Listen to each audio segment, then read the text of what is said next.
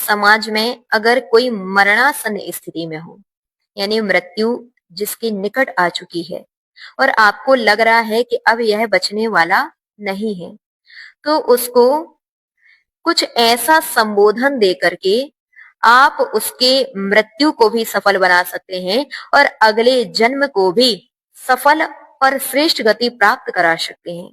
क्या बोलना चाहिए?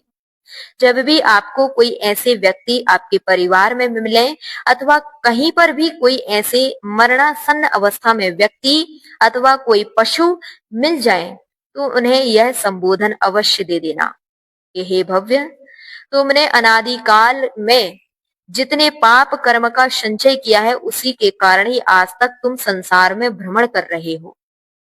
लेकिन कुछ पुण्य का संचय भी किया होगा कि तुम आज मनुष्य पर्याय को प्राप्त होकर के पुनः मृत्यु के निकट हो। ऐसी अवस्था में तुम्हें सजग रहना है।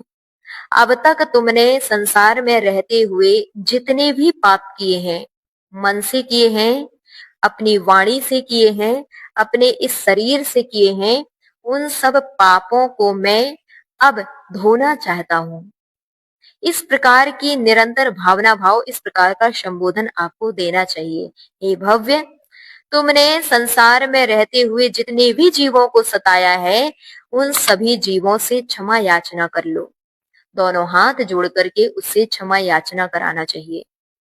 और संसार में अब तक तुमने जितना भी परिग्रह का संचय किया है, घर, दुकान, परिवार, मकान, वैभव आदि आदि, उन सब परिग्रह का मैं अब त्याग करता हूं।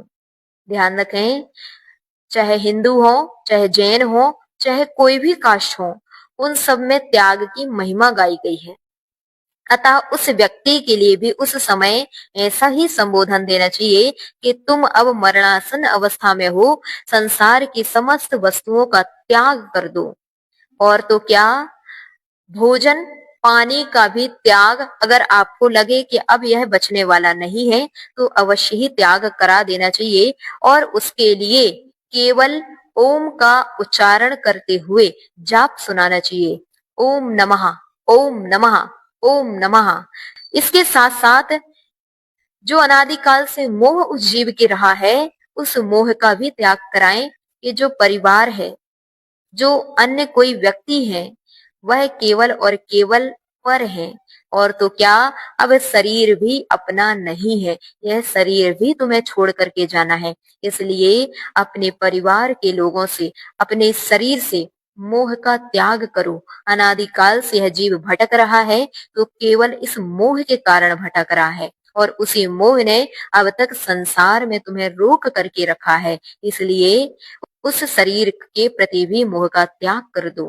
परिवार यह आज यही छूट जाएगा। अगर तुमने इनसे मोह किया तो अवश्य ही दुर्गति होगी, इसलिए इनके प्रति भी मोह का त्याग कर दो।